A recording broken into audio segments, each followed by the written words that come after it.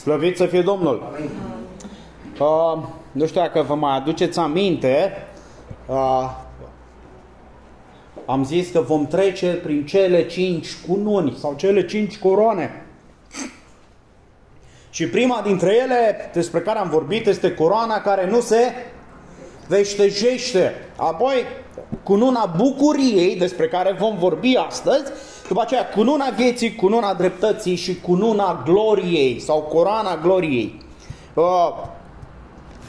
Ce e interesant la această coroana bucuriei despre care ne vorbește Apostolul Pavel este că prin aceasta Dumnezeu lucrează. Și ce e frumos, adesea în scrierile lui Pavel, indiferent de locul în care este, vorbește despre bucurie. Consecințele, problemele, necazurile, întristările de tot felul n-au putut să biruiască spiritul plin de bucurie al lui Pavel, slăvit să fie Domnul. Aici Pavel vorbește despre o coroană a bucuriei. Și da, de multe ori trăim într-o lume atât de tristă. Atât de tristă. Dar vedeți, în tristețea aceasta Dumnezeu ne cheamă să ne găsim bucuria în El. Dacă ar fi să ne întrebăm pe noi înșine, unde îți găsești bucuria? Unde te poartă inima ta pentru a fi fericit?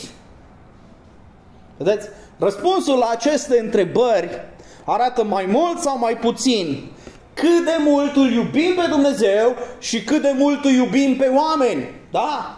Cât de mult îl iubim pe Dumnezeu și cât de mult îl iubim pe oameni. Pentru că dacă, într-adevăr, îl iubim pe Dumnezeu, cu siguranță că vom iubi și pe oameni. Și Spurgeon spunea o chestie foarte interesantă. Dacă ești mântuit, nu te vei mulțumi să nu inviți și pe alții la mântuire, slăvit să fie Domnul. Da? Vedeți, această cunună a bucuriei. Pavel scrie epistola către Tesaloniceni fiind la Roma și în capitolul 3 spune: eram nerăbdător să aud vești despre voi. Da? Pe vremuri nu era ca acum, pui mâna pe telefon și ai vorbit indiferent de mapamond, indiferent de oră. E extraordinar de frumos. Ai sunat pe WhatsApp, ai sunat pe Skype, ai sunat pe toate. Și atunci, indiferent că e în America, că e în Australia, că e în Londra, că oriunde ar fi, poți să vorbești cu cei dragi.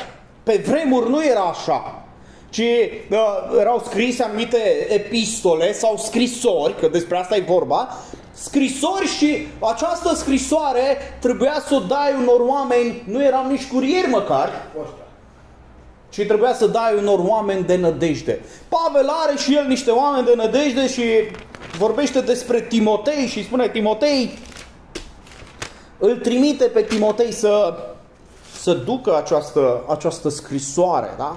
Această scrisoare. De ce? Pentru că Pavel iubește pe oamenii aceștia. Da? Foarte interesant. Și vedeți, această cunună a bucuriei, această cunună a bucuriei, da? Este o cunună, nu este o coroană a gloriei neapărat, dar vedeți, cineva spunea, cununile și grilandele erau folosite ca premii potrivit literaturii ebraice și greco-romane din acea perioadă. Nu are în vedere o coroană regală, ci o cunună a învingătorului. Și Pavel vorbește despre această cunună pe care Dumnezeu îl inspiră și spune: și eu voi avea o astfel de cunună. De ce?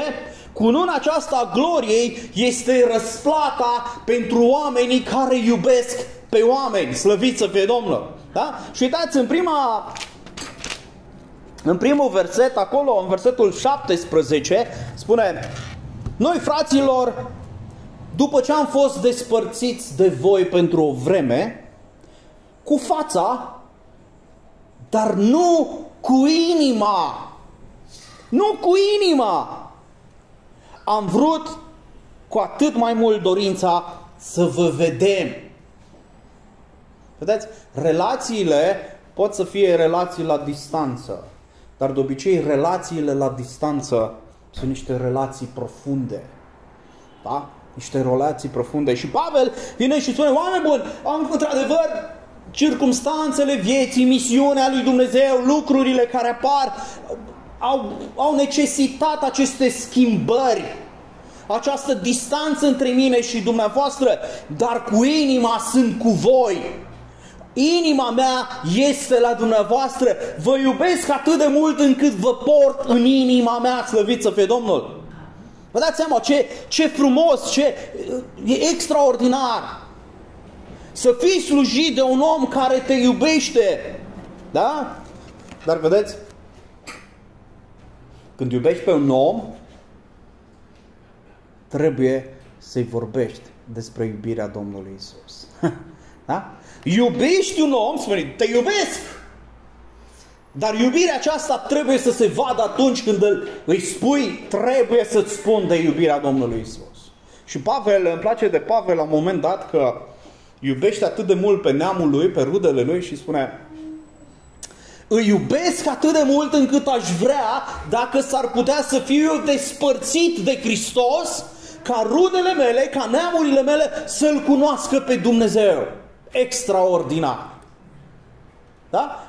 Aceeași, dacă vreți, aceeași rugăciune și aceeași dorință intensă a inimii, aceeași pasiune atât de mare, o vedem în Moise, când poporul păcătuiește și Dumnezeu spune, gata, îi termin, nu mai vreau să am de-a face cu ei.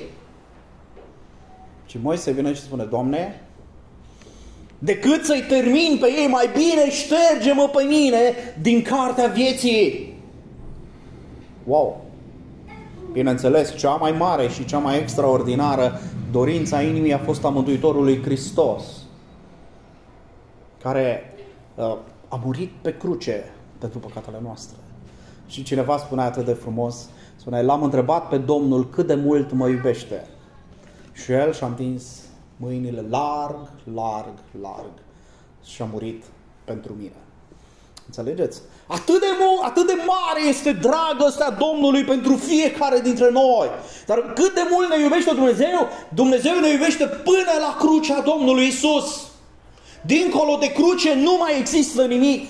Tocmai de aceea, vedeți, când unii nu vor să aibă de-a face cu crucea Domnului Iisus, ei nu fac nimic altceva decât să respingă dragostea lui Dumnezeu pentru ei.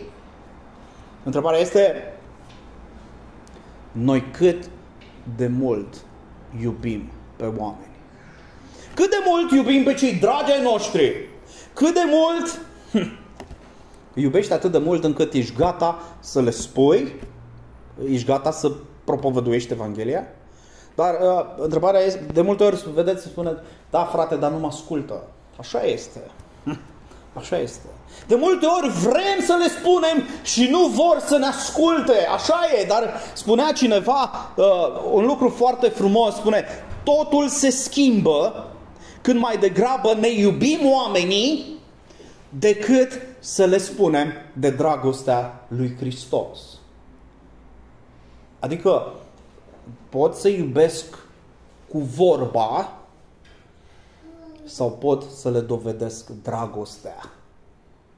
Păi cum adică le dovedesc dragostea? Când îi pun mai presus, cum spunea versetul de la rugăciune, când am gândul lui Hristos în mine, când oamenii cei dragi ai mei sunt deasupra mea, mă gândesc la nevoile lor, mă gândesc la ceea ce sunt ei și mă las pe mine pe ultimul loc. Asta e calea crucii. Asta e direcția pe care Dumnezeu o vrea de la noi, ei să fie deasupra noastră, da? Mai întâi Dumnezeu, apoi cei dragi ai noștri, oamenii pe care îi iubim și la urmă noi. De ce? Pentru că atunci când suntem noi la urmă, Dumnezeu are grijă să ne facă partea, slăvit să fie Domnul. Da? Întotdeauna avem grijă să ne facem partea. Dar vedeți? Îi iubim pe oameni când le spunem de dragostea lui Hristos. Cineva spunea, iubește-i pe oameni, da? Propovăduiește-le Evanghelia și dacă este nevoie, folosește și cuvinte. Vedeți? Predicarea Evangheliei nu înseamnă doar vorbe. Și trăim într-o generație care, dacă vreți, s-au săturat de vorbe. Prea multe vorbe și prea puține acțiuni, prea puține investiții în oameni. Doamne, ajută-ne să ne trezim, pentru că, vedeți, nu mai merg vorbele. Vorbele sunt frumoase, sunt bune, e bine să avem vorbe frumoase, dar dacă vorba ta nu este bazată pe o acțiune clară, dacă nu dovedești iubirea Lui, da? N-ai făcut nimic. Și vedeți, această răsplată este pentru că iubești pe oameni și investești timp în viețile lor. Da, de multe ori pentru oameni trebuie doar să asculți. Da? Să-i asculți. Unii n-au cu cine să vorbească. Și atunci, da, trebuie să asculți. Da? Nu sunt un bun ascultător, dar lucrez la asta. Da. Dumnezeu, asta e frumos să vedeți, când Dumnezeu vrea să ne ridice la un alt nivel, Dumnezeu te provoacă în diferite situații și trebuie să înveți să întărești lucrurile pe care nu le ai. Da? Ăsta e Dumnezeul nostru. Chiar spunea cineva ieri, da, uite, Dumnezeu mă trece prin încercări, prin probleme. Da, pentru că Dumnezeu dorește să ne maturizăm. Da, pentru că Dumnezeu investește masiv în viețile noastre. Da, pentru că pe Dumnezeu îl interesează caracterul tău. Da, pentru că pe Dumnezeu îl interesează veșnicia ta. De asta Dumnezeu îngăduie lipsuri și probleme și așa mai departe. Înțelegeți? Dar, slăvit să fie Domnul că El este lângă noi. Vedeți? Nu poți să iubești pe oameni dacă nu îl iubești pe Dumnezeu mai întâi. N-ai cum! De ce? Pentru că oamenii au defecte, pentru că oamenii nu tac, pentru că oamenii reacționează. De ce credeți că trăim într-o societate în care animalele de companie sunt atât de multe? Păi animalul de companie i-ai dat de mâncare, i-ai făcut toate nevoile și a tăcut. Da, cu oamenii nu e așa. I-ai făcut bine, i-ai făcut foarte bine și după aceea strântește câte una și zici, pe bune? Da? De ce? De multe ori așa reacționăm și noi în fața lui Dumnezeu. Da? Chiar am pățit-o săptămâna asta. Mi-a servit un prietenaș. Doamne ferește. Am rămas, 3 zile m-am gândit la situația respectivă. Eram așa stupefiat. Dar slavă Domnului, toate sunt în mâna lui Dumnezeu. Adică, știți cum e? Faci bine, te investești, oferi timp, oferi din resursele tale, îi faci toate plăcerile și la un moment dat când îi ceri ajutorul, zice, îmi pare rău, nu pot. Sau știam că ai nevoie de ajutor, dar pentru că știam că ai nevoie de ajutor, am făcut o chestie și zic, ok, bravo.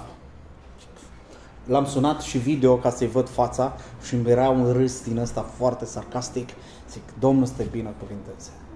Da? Ideea care e, nu pot să țin, vedeți, nu-mi permit să țin ură sau ranchiuna sau ceva de genul, ci zic, Doamne, ai milă de el. Aseară, chiar în timp ce eram șocat de evenimentul petrecut acum câteva zile, am început să mă rog pentru el. Da?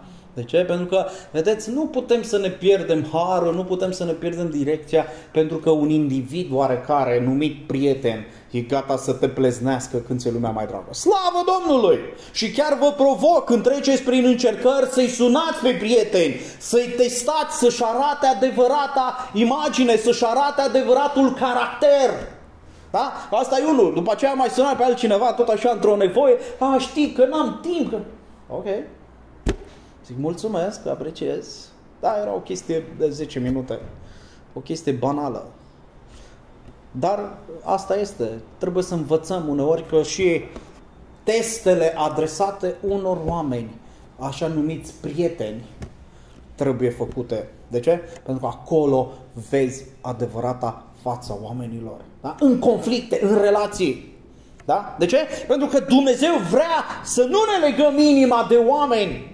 Da? De multe ori, vedeți, și am defectul ăsta, ofer credit oamenilor indiferent de problemă. Păi, dacă, da? Cum spune la un moment Scriptura, inima ta este la fel de curată față de mine cum este a mea față de tine.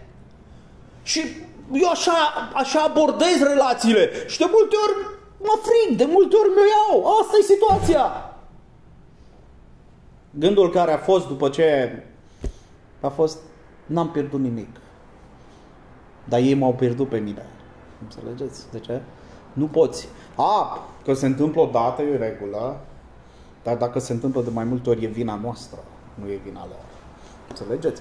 Pavel e mult mai profund în situația respectivă. Cine erau oamenii aceștia? Tesalonicenii erau oameni care Pavel a investit masiv în viețile lor. Erau oameni care au gustat din dragostea lui Hristos. Și unii comentatori biblici vin și spun: tesalonicenii erau persecutați de ceilalți tesaloniceni care nu îl cunoșteau pe Hristos și cei din biserica din Tesaloniceni erau persecutați și de evrei care locuiau în Tesaloniceni. Da? Era o persecuție din asta destul de grea. Și Pavel tocmai de aceea spune: oameni buni, inima mea este lângă voi pentru că știu că treceți prin încercări. Eu știu că treceți, dar n-am reușit să vă văd. De ce?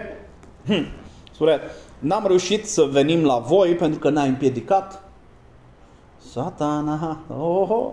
Vedeți? Să nu uităm, pentru că sunt multe lucruri pe care nu le înțelegem și poate nici nu trebuie să le înțelegem.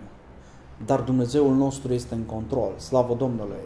De ce s-a stricat? Nu știu, dar Dumnezeu transformă toate lucrurile rele spre slava și gloria lui Dumnezeu. De ce? Pentru că trebuia să te întâlnești cu un om, să-i dai o Biblie, să-i dai o broșură, să-i vorbești despre Dumnezeu și așa mai departe. Dumnezeu în măreția Lui, în planul Lui măreț, le cunoaște pe toate. Și vedeți, această cunună a bucuriei, spune, este pentru oamenii care iubesc pe oameni. Și ce e interesant, gândiți-vă în viața dumneavoastră, poate oameni la care n-ai investit mult. Dar poate ai dat o broșură, poate ai surâs, uite, Hristos e soluția. Și totuși Dumnezeu poate să folosească cărămida aia mică pe a-i clădi o veșnicie cu el, slăvit să fie Domnul. Da? Chiar am avut săptămâna asta, m-am dus să pun gaz în mașină și la un moment dat, în benzinărie, auzeam muzică simfonică.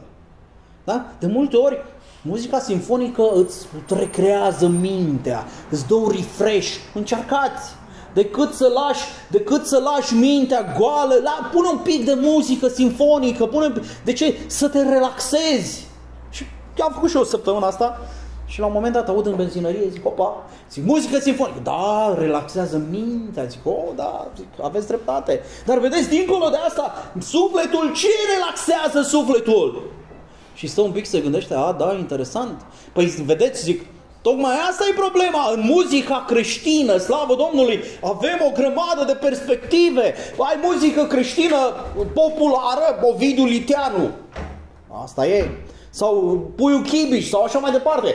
Bun, ai muzică, nu știu de care, Sinina și așa. Vedeți, pe toate gusturile. Dacă vreți să mergem până la extrem, sunt oameni, acum nu mai cântă pocăiții, dar cântau pe vremuri, muzică hip-hop creștină. Pentru unii e complicat să zic așa, dar auziți, eu am experimentat, am pus versurile acelea unor oameni, unor golani din ăștia de cartier, de galerie, că stăm lângă stadion. Să-i vedeți cum tremurau. Oprește-o! De ce? Pentru că prin acele cuvinte, prin acea muzică, Dumnezeu îi focaliza, Dumnezeu îi zguduia din temelii. Și atunci i-am spus acestei doamne, uitați, zic, Dumnezeu alină sufletul prin muzica creștină. Nouă ne place muzica din cărțile lor și foarte bine, să te închini lui Dumnezeu. Închinarea lui Dumnezeu îți aduce putere, îți aduce bucurie, îți aduce o altă perspectivă, slăvit să fie Domnul. Indiferent de muzica care îți place, cântă ceea ce îți place, slăvit să fie Domnul. Dar închină-te prin muzica pe care o ai. Da? Pentru că Dumnezeu aduce bucurie prin închinare. Și acum știți cum e. De ce vă place muzica care vă place? Și faceți un test. Uitați-vă, să zic, sunt foarte mulți din generația noastră care acum 30 de ani ascultau Angela Similia și nu știu toate numele. Și acum gândiți-vă, noi vrem muzica aia ne vorbește. Ok, foarte bine, n-am nimic împotrivă. Cei din generația dinainte de noastră, fanfară, orchestră, ok. Și uitați-vă, în societate, în perioada respectivă, fanfară, orchestră militară și așa mai departe, orchestră radio și... Păi așa era și în biserică. De ce? Cultura de multe ori influențează muzica. Da? Și atunci, haideți să nu-i judecăm pe cei mai tineri care ascultă ce ascultă. Important este ca Dumnezeu să le vorbească. Important este ca Dumnezeu să-i transforme. Da? Nu felul în care cântăm e important neapărat, ci mesajul pe care îl transmite, ci efectul pe care îl aduce în inimă. Te închini lui Dumnezeu prin... da, slavă Domnului, ok. Înțelegeți? Dar cultura din care ne-a influențat mai devreme sau mai târziu e ceea ce ne dictează felul muzicii.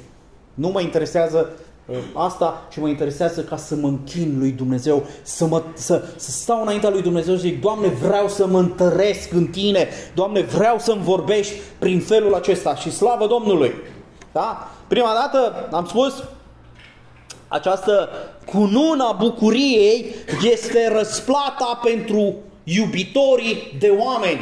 Pavel este un om care iubește oamenii. Și uitați, versetul 19, căci este bine într-adevăr nădejdea și bucuria sau cununa noastră de slavă. Nu sunteți voi înaintea Domnului nostru Iisus Hristos la venirea Lui? Cu alte cuvinte, Dumnezeu are grijă să răsplătească pe cei care se implică activ în lucrarea lui Dumnezeu. Slavă Domnului! Da? Vă mărturisesc și eu am întâlnit pe omul care a predicat că atunci când m-am întors la Dumnezeu, de fapt și pe cel care cânta, pentru că știți cum e, întotdeauna sunt mai mulți, nu e doar unul singur. Pentru că fiecare își aduce atribuția, fiecare își aduce aportul în viața fiecăruia. Și într-adevăr, mi-aduc aminte de liderul ăla de închinare care era plin de bucurie și bucuria lui era atât de contagioasă și zic, de unde are omul ăsta bucuria? Înțelegeți? Adică era 2 decembrie 2005, veneam după o beție de pomină, adică nu mi-amintesc să fi fost atât de băut. Da, știu, pare din altă viață, dar asta e realitatea. Nu mi-e rușine să știu cine am fost și îi dau slavă lui Dumnezeu pentru ceea ce am devenit. Și am venit în biserică, miroseam urât, a alcool, a țigări, a toate nebunilor și mă uitam pe fața acestui om și zic, ăsta are ceva ce eu n-am. Pentru că bucuria aceasta a lumii este trecătoare. Și atunci vreau această bucurie. Omul ăsta se închina lui Dumnezeu și închinarea înaintea lui Dumnezeu a produs această bucurie indescriptibilă, slăvit să fie Domnul. Vedeți? Așa ar trebui să fie închinarea în viețile noastre, în biserica noastră. Doamne, ajută-ne la asta! Și ca cireașa de pe tort să fie deplină, fratele care a predicat spunea, toți sunt pocăiți, dar merg la școală și fumează. Eu eram cu pachetul de țigări în buzunar. Opa! Zicea că m-a prins. Înțelegeți? Și mai erau două fete în spatele meu, nu știu pe unde erau, cred că erau la Craiova, și râdeau, miroseam urât, vă dați seama, după taman. A doua zi am răbdat frig, toată ziua erau minus 20 de grade în piață, ca să fiu și îmbrăcat, dușat, îmbrăcat frumos, fără țigară, fără nimic. De ce? Pentru că am ieșit din biserică și aveam pachetul de țigări, Lucky Strike roșu, l-am luat și l-am aruncat, zic, poftim, i-am zis prietenului cu care eram, zic, eu de acum încolo, gata, nu mai fumez. Zice, ai mai zis tu, nu e nicio problemă. Da, mai aveam vreo 10 țigări în el și slavă Domnului, dar atunci n-am mai pus gura pe asta. Dar vedeți, bucuria aceea pe care liderul de închinare o avea, bucuria aceea și responsabilitatea pe care păstorul a avut-o și Dumnezeu l-a călăuzit să-mi atingă inima. Extraordinar, slavă Domnului. Și vedeți, a fost frumos când m-am putut să mă întâlnesc cu ei și am zis, mulțumesc, uite, cel puțin cu fratele care a predicat, eram la seminar anul 3, eram în practică parcă la Ogrăzeni și stăteam la seminar și la un moment dat am mers până la Gara de Nord, am mâncat ceva acolo, bineînțeles că o plătit fratele, că avea bani mai mulți ca mine, dar a fost o părtășie incredibilă, vedeți? De ce? Pentru că E frumos să vezi cum Dumnezeu pune lucrurile împreună, slavă Domnului. Știți? E frumos să vezi, da, ai trecut pe lângă mine și mi-ai zâmbit și am simțit că Dumnezeu e în tine. Da? Sau vecinii. Doamne, ajută-ne să fim astfel de oameni, să fim oameni care iubim pe oameni. Da? Pentru ca să primim această răsplată a bucuriei. De asemenea, această cunună a bucuriei este răsplata câștigătorilor de suflete. Da? Când îi iubești pe oameni, cum spunea Spurgeon, când ești mântuit, vei dori să aduci la mântuire și pe alții, vei dori să te implici. Și, vedeți, această câștigare a sufletelor trebuie să fie o pasiune și o promptitudine pentru oameni. Când îi iubești pe oameni, vei fi gata să-i ajuți. Nu dacă te sună cineva la 12 noaptea, zici, frate, lasă-mă, s-o obosit, n-am timp, n-am chef, să mă ridic acum din pat să vin să te ajut? Nu se poate. Dar vedeți, dacă faci astfel de lucruri pentru anumiți oameni în momente critice, oamenii ăia vor rămâne impactați. Oamenii ăia își vor aduce aminte. De ce? Pentru că în momentele critice ai fost gata să fie o direcție de la Dumnezeu spre inima acestui om. Da? Trebuie să ai pasiune pentru oameni, să te lași pe tine la urmă. Ca Dumnezeu să lucreze la inima acestor oameni. Nu noi lucrăm, dar noi suntem instrumente în mâinile lui Dumnezeu, cum spune cântarea, ale mele mâinile le ia să lucreze în via ta. Și picioarele la fel să-ți urmeze ca un miel, vedeți? Dar vocea mea, mâinile mele, disponibilitatea mea. Da? Doamne, ajută-ne să investim. Să investim în oameni, să le dovedim oamenilor. Dar gândiți-vă, cum ar fi, noi ne numim pocăiți și zicem, Doamne, suntem buni, ok, da? Să te vadă vecinul toată ziua supărat. Da? Acum, noi ca români, știți cum e? Suntem? Da. Chiar spunea cineva, era o glumă pe internet și era interesantă, zicea, păi, vorbea de Țiriac și Țiriac, știți, e unul dintre cei mai bogați oameni din România și domnul Țiriac cum e? Rău, vai, păi de ce? Păi, bistrețul stânga, dreapta, glonțul doar drept, și el spunea, eu când am bani, îmi conduc singur avionul. Da? Foarte interesant. Adică, păi, ești unul dintre cei mai bogați oameni din România și tu te plângi? Păi dacă ăla să plânge, păi stai că avem noi listă de plângeri. Înțelegeți? Hai să ne plângem. E o chestie culturală. Dar cum ar fi să-L rugăm pe Dumnezeu să zicem, Doamne, am și eu să mă plâng, am și eu motivele mele și of câte sunt. Dar cum ar fi ca în fiecare dimineață să-ți lași motivele pe genunchi înaintea Domnului și Doamne, sunt multe, ai milă de mine. Doamne, sunt grele, nu le pot duce, dar lasă-le acolo, prin numele Domnului Iisus. Da? Cum spunea cineva, vedeți, e o tragedie de care o trăim. Păi dacă nu râzi, la o glumă nu râzi a doua oară, că o cunoști. Dar necazul și problema și gândurile le iei în fiecare dimineață în spinare. Le duci ca o povară, poate de ani de zile. Rugăciunea mea în dimineața asta este, Doamne, te rugăm, dezleagă-ne poverile. Doamne, dezleagă-ne gândurile care nu sunt de la Tine. E o bătălie la nivelul minții. Doamne, ajută-ne să privim spre Tine, spre răsplătirea Ta. Doamne, spre bucuria pe care ne-ai pus-o înainte. Și Pavel, vedeți, acum Pavel în situația asta e la Roma și spune mai departe în capitolul 3, spune, da, sunt la Roma, dar pentru că nu am răbdare. Pavel n-are răbdare. Pavel n-avea răbdare, de ce?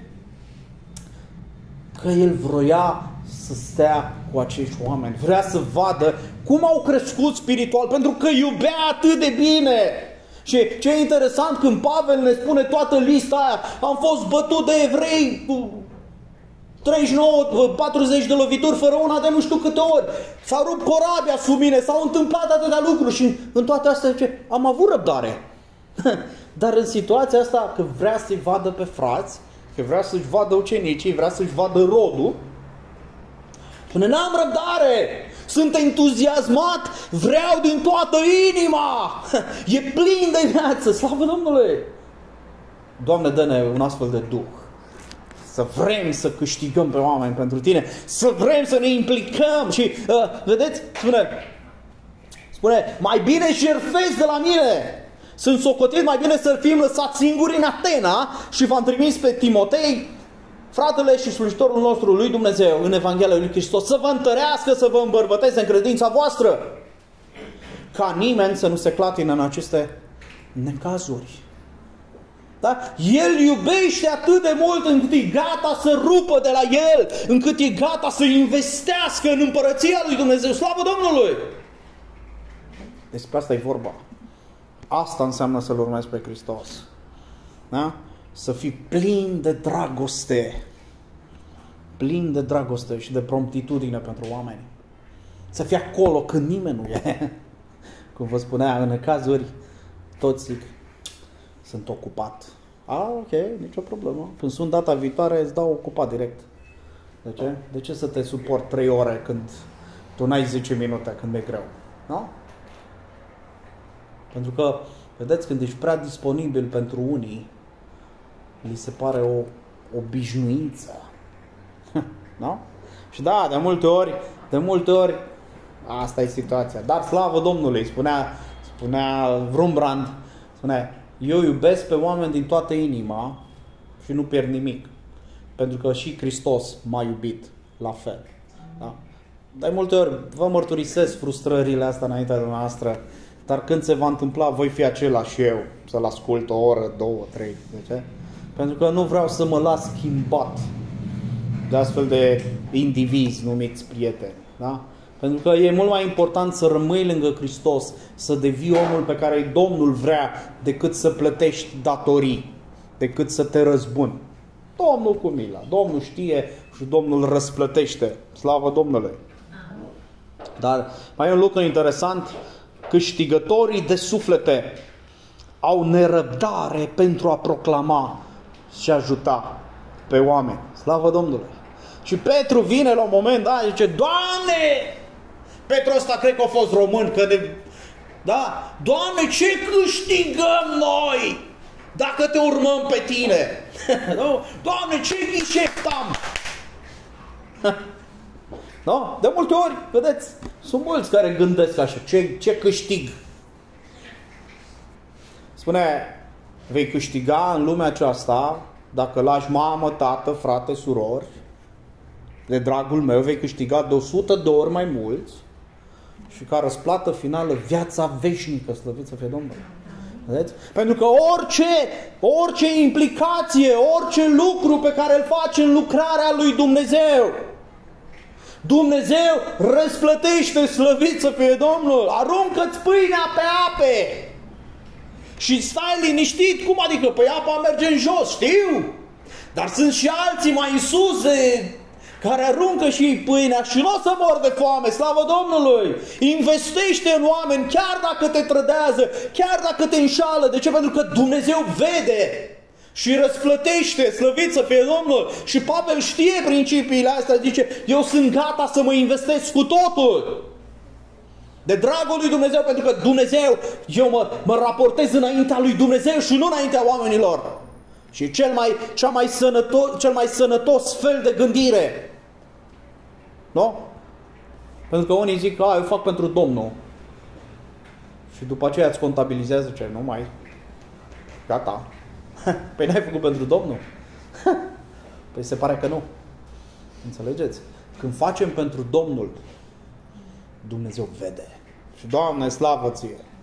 Slavă Ție pentru toate. Da, Dumnezeu, orice lucru, orice gând, orice telefon. Și asta e frumos, să-i suni pe un frate sau pe soră. Ce faci? Bine! Și vrei să încurajezi. Dumnezeu te încurajează pe tine. Și mă rog ca să devină o practică în Biserica Betel. Da? Cred că majoritatea suntem pe grup. Te simți singur acasă, te simți atacat, pune mâna pe telefon și sună, o frate, o soră, o nu știu, sunați-mă pe mine! Da? O să-mi fac timp, poate nu atunci, nu pot atunci, dar într-o oră vă sun înapoi. De ce? Nu lăsăm mintea să ia razna, nu lăsăm atacurile să vină asupra noastră, să ne dărâme, nu! Ci împreună vrem să luptăm. Sunați-mă și fac eu motivul de rugăciune pe grup și luptăm împreună. Asta înseamnă să fii în familia lui Dumnezeu. Da? Și uitați ce spune aici versetul 3:3. Pentru ca nimeni din voi să nu se clatine în aceste necazuri, că știți singuri că la aceasta suntem rânduiți. Ce a spus Domnul Iisus? Călcați pe urmele mele. Da? În lume veți avea necazuri. Veți avea bani, veți avea lume roză, Bine, în lume veți avea necazuri, dar vedeți, necazul poți să-l duci singur sau poți să-l duci împreună cu biserica. Când te deschizi, devii vulnerabil, cu siguranță. Dar vulnerabilitatea ta va ajuta pe altul să fie la fel de vulnerabil. Să creștem împreună spiritual, să creștem în cunoștința Domnului Iisus, să ne purtăm poverile unii altora. Astăzi mi-e greu mie, mâine poate e ție, dar vedeți, împreună le amestecăm acolo și le ducem împreună. Slavă Domnului! Și când eram cu voi, spune versetul 4, v-am spus mai dinainte că vom avea să suferim necazuri, ceea ce s-a și întâmplat, cum bine știți. Și da, Pavel are o listă impresionantă acolo, știți? Pentru că unii cred că să fii într-o funcție de conducere e mare, vai de mine, mare faimă, mare gând. Dar ei nu pot să vadă luptele din spatele funcției. Ei nu pot să vadă responsabilitatea pe care Dumnezeu ți-o oferă. Ei nu pot să vadă că, da, Dumnezeu te testează. Dar în același timp Dumnezeu ne dă și biruință, slăvit să fie Domnul. Da? Doamne, ajută-ne să fim astfel de oameni, să câștigăm această cunună a bucuriei. Și vă provoc, da? Avem 10.000 de broșuri. Poftiți. Da? 10.000. Păi din astea 10.000, hai să zicem, din 10.000, 10 oameni ar trebui să interacționăm. Da? Să vină. Nu? Hai să ne... Poate ar fi o idee. Doamne, din astea 10.000 vrem ca 10 oameni să se întoarcă la Tine. Doamne, ajută-ne la aceasta. Da? Oare suntem noi pregătiți să ucenicizăm? Poate încă nu, dar ne gândim, ne provocăm. Da? Slavă Domnului! Dar, decât să te simți singur și gol și pierdut și atacat, când ieși în parc, ia o mână de broșuri. Și când treci pe lângă cineva, uite, îți dau pentru suflet, în numele Domnului Iisus. Știți? Dacă se ivește discuția, slavă Domnului. Dacă nu se ivește discuția, măcar ai dat broșura. Și o să vezi că te simți mai bine, o să te simți mult mai bucuros. Da? Pentru că biserica ar trebui să fie câștigătoare de suflete. Biserica care se focalizează pe câștigarea de oameni, pe împărăția lui Dumnezeu, biserica aceea progresează, biserica aceea devine asemenea lui Hristos. Pentru că atunci când ne focalizăm pe afară, Dumnezeu va da unitate, Dumnezeu va da bucurie, Dumnezeu va da propășire înăuntru, slăvit să fie Domnul. Da? Pentru că la asta am fost chemați. Spune, mergeți! Mergeți și duceți Evanghelia, nu aduceți încoace. Mergeți și vorbiți-le. Doamne, ajută-ne la aceasta și mă rog ca Dumnezeu să ne dea putere în fiecare context în care suntem. Să fim gata, să fim lumini, să fim mărturii bune. Câteva concluzii. Dacă vrei să fii câștigător de suflete, trebuie să ai inima plină de dragoste pentru Dumnezeu și pentru oameni. Da? Motoul bisericii noastre: iubim pe Dumnezeu cum? Cu pasiune! Slujim pe oameni cu responsabilitate. Da? Vrei să fii un câștigător de suflete? Bun, foarte bine! Doamne, dă-ne acea povară de suflete nepierdute, Doamne, dă-ne acea dorință să facem o schimbare, să facem o diferență în lumea aceasta. Amin, Doamne, ajută-ne! Orice efort, cât de mare sau mic, în împărăția lui Dumnezeu, va fi răsplătit din plin de Domnul. Slavă Domnului! Chiar și un pahar de apă. Dacă îl dai în numele Domnului Iisus, nu-ți vei pierde răsplata.